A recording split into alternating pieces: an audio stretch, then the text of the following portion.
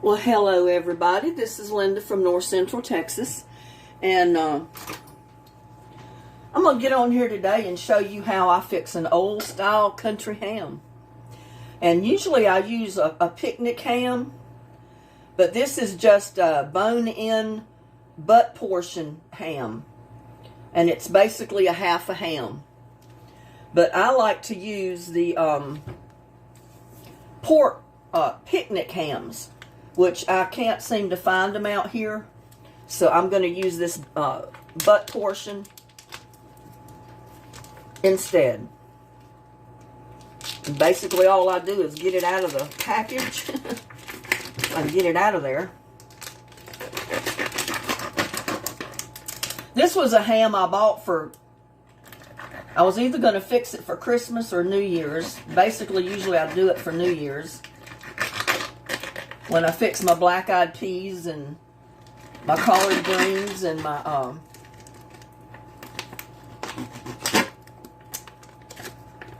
cornbread and stuff like that. But yeah, you just need to get it all cut off out of the plastic. Ooh, I need to run some water in my sink, looks like. But just get it out of the plastic. I fix mine in a pressure pot. My mom always used pressure pots to fix things. And although my mom never fixed a ham like this, that's what I'm going to do. I'm just going to turn it upside down. And it pretty well fills that pot up. And I think that's like a 12-pound ham. Let's see. No, it's 6 pounds. This will say 7 pounds.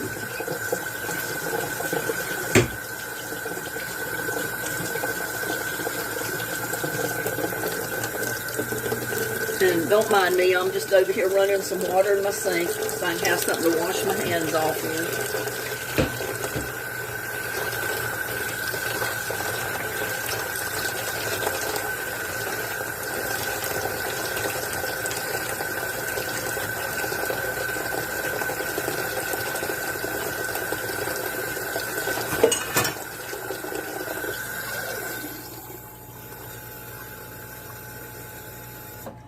And I'm going to add water. I mean, you don't have to soak it in water. Well, what I mean is you don't have to fill it up with water. About 1 inch of water in the bottom of the pot surrounding your ham is plenty. Turn my burner on. Now, I'm going to get that hot. And then I'm going to put my lid on and put it under pressure. Just a mild pressure, low pressure. I don't want my lid blowing off. I've had a bad experience with a pressure pot before, but it was an old pot. And I had too much pressure on it. And what happened was, see that safety valve right there? It's a safety valve. I was cooking pinto beans in my pot one time, and I put too much pressure on my pot for too long, and it blew that safety valve right out of the top, and beans just sprayed out the top like a spigot, covered all up under my vent hood and everything. It was a mess.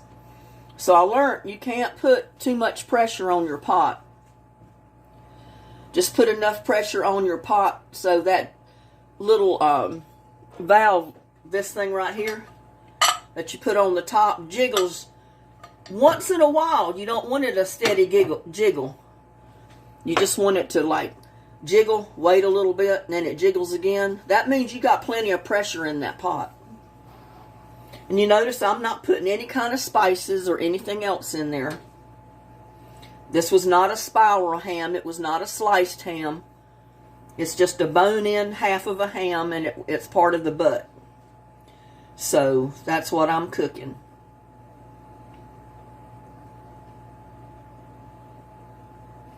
I wanted to do an outdoor video, but I got out and watered stuff yesterday and moved stuff around a little bit.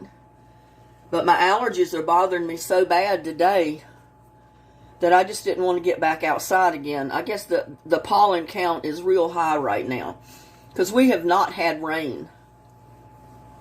While I was gone to South Carolina to visit family, we only had one day where they got a little bit of rain, my neighbor said, and not very much rain at all. It wasn't even enough hardly to wet the ground. So we've got a lot of pollen in the air right now. And as you know, I'm allergic to everything in Texas. And my eyes, my sinuses are just really bothering me today. So I decided I was going to do something in the house. So I figured, well, I got the ham to cook because I don't have a freezer space big enough to put it. And I'll bring you along with me and show you how I like to do my old country hams. And like I said, I prefer to do a picnic ham this way. That's what I always bought in North Carolina. Can't seem to find one like that out here. So I just do the next best thing and just get a ham of any kind except the spirals. I don't want it sliced already. I'll do the slicing after I cook it.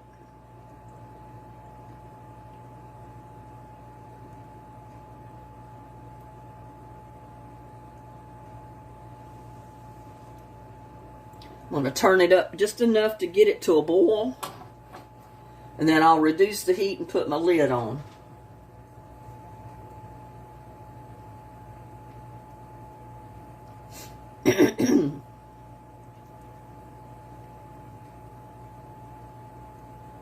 I wish I'd have had more time to spend with my family, but it was an emotional trip. It was not a trip for pleasure or vacation or nothing like that. I probably would have stayed more days, but it was too emotional. You know, too stressful. But I wanted my brother to know that I was there for him, so.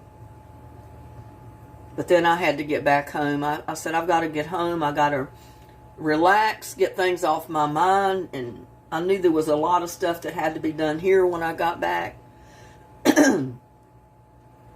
Because I don't have anybody to look after stuff when I'm gone, so.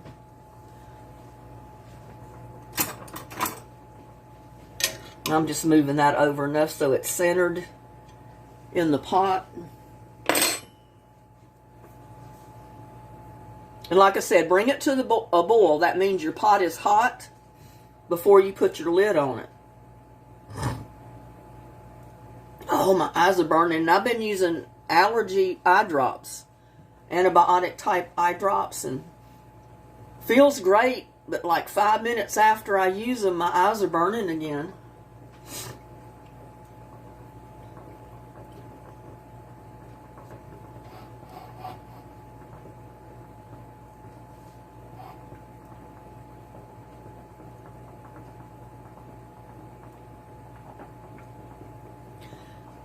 The construction workers finished the house across the street from me that they were putting up, and they've laid grass blocks in the yard, and they put in a concrete driveway.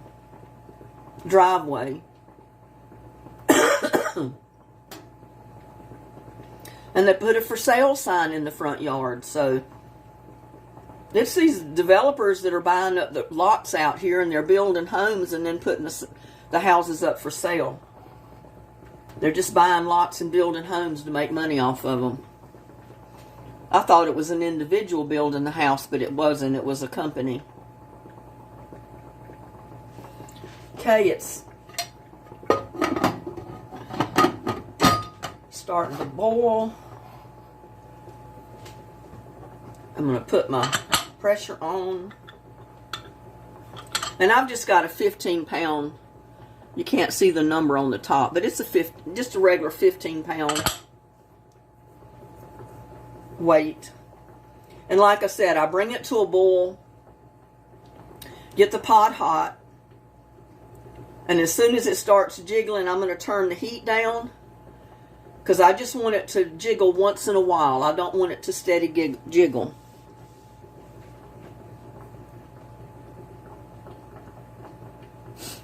I got steam coming out of this right now because that's the safety valve. Oh, who is it on my phone? I know it's salesmen. I've had salespeople and people from Medicare calling me all morning. I got so aggravated from answering the phone.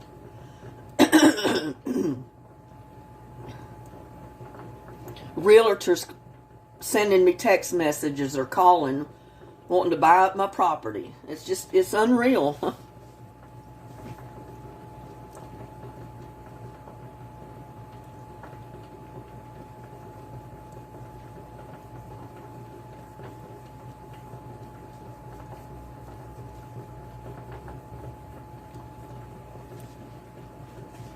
But I love hams fixed this way.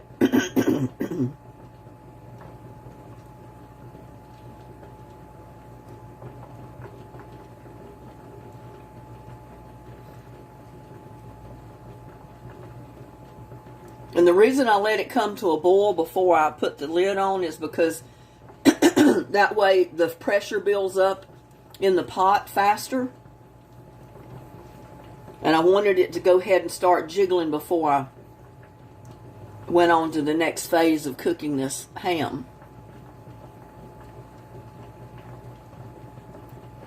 But I'm sure if any of you ladies are used to using a pressure cooker, you know how to set, regulate the pressure in your pressure pot.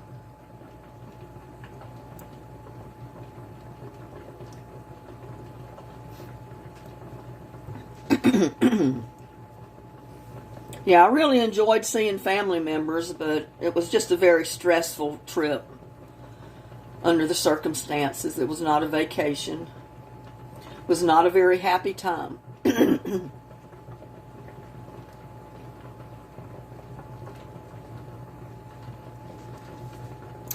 Not a happy time at all.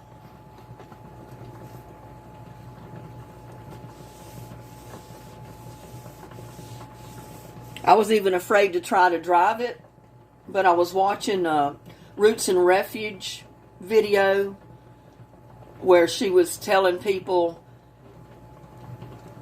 that a lot of people don't do stuff or they don't go places because they let fear stop them. And she was saying, if there's something you want to do, or if there's a place you want to go, just do it. And that kind of gave me the courage to go ahead and get in the car and head out to South Carolina to be with family. Because I was afraid to drive. I was afraid I was too upset to try to drive. And, I was upset, but I kind of got some of it off my mind after I started driving. Coming back was real stressful because I got so stressed out while I was there that I said, man, I've got to really pay attention because what I'm doing, because it'd be so easy to wreck the car. And I saw 2 really bad wrecks going, and I saw 2 cars that must have hydroplaned in the rain in Alabama because they had storms that come through. So I drove a while in the rain. But they were over on the right-hand side of the road facing the opposite way of traffic. And one was slammed into the side of the other one that was facing, going the wrong way. And there was one patrol car that had just got there. And I said, well, people need to be careful. They can't drive 100 miles an hour in the rain. I slowed down to about 50 because it even started hailing a little bit, but the hail didn't get real big. It scared me, so I pulled over and stopped for a while. And then later I got back on the road.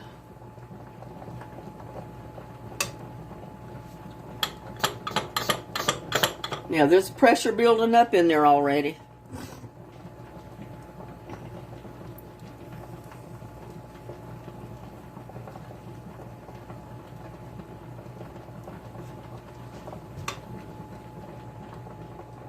In fact, I'm going to go ahead and turn it down a little bit. I'll let the pressure build up and then I'll go ahead and cut the heat back. Because you only need a low heat to cook stuff under pressure. There's plenty of pressure in that pot, and you don't realize that there is. But I'm going to go ahead and cook this for an hour. I cook it in my pressure pot for 1 hour before I do anything else.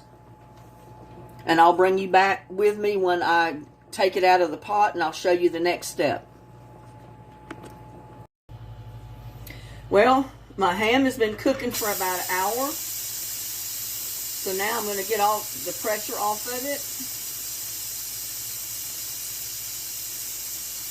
And then I'm going to show you the next step.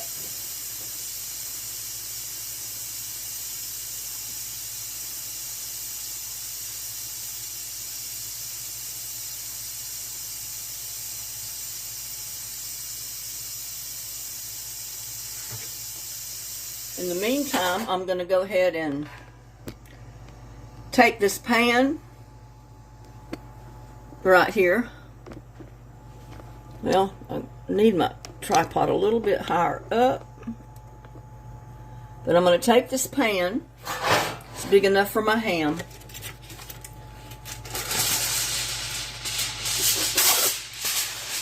And I'm just going to line the bottom of it with aluminum foil.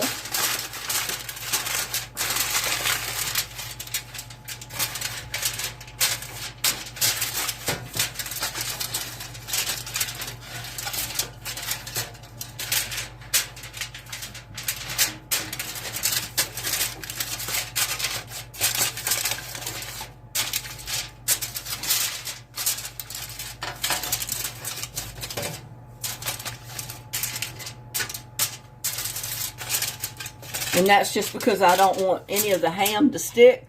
Now I'm preheating my oven to 400 degrees.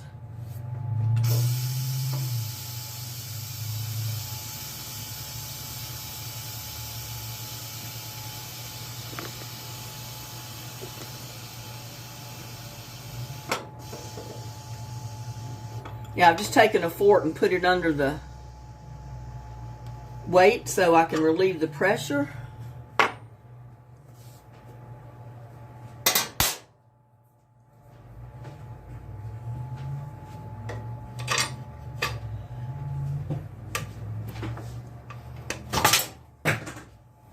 And I had to put the knife under there because I've got a little lock that's on mine.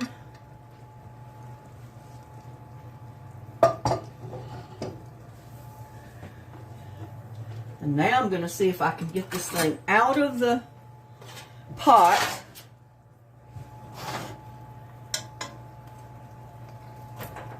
And into my pan. Oh, that's heavy.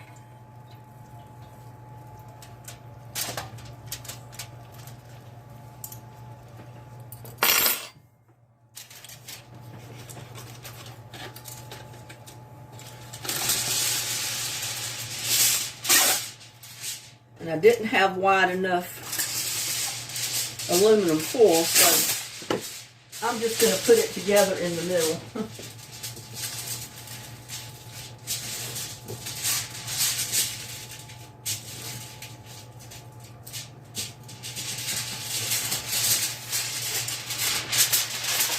If you want to cover your ham,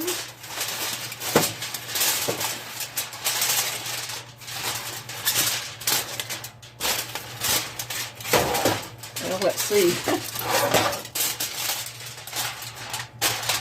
Get it on here so I can cover each end.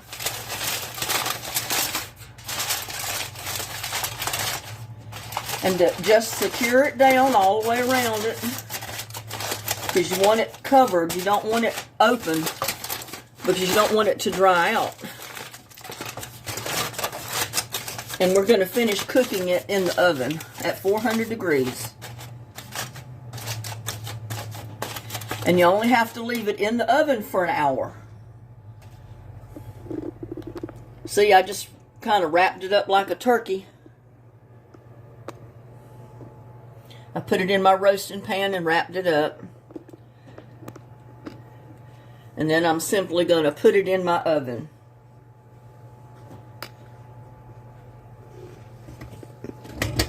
And I wanted to show you my oven because I had told you that I keep my oven clean with baking soda. Look. And I had all kind of stuff burnt on my oven. But let me get this ham over here. Got it wrapped up, and I'm going to put it in my oven. And I got it on about middle way. I moved my racks, and I've got it in the middle of the oven. And I'm just going to cook it on about 400 for another hour. And look what I got left in my pot. That is going to make some good beans right there. But we're working on the ham today. I'll show you the beans another day. And with that, I'm going to leave that cooking for an hour. And I'm going to get back with you.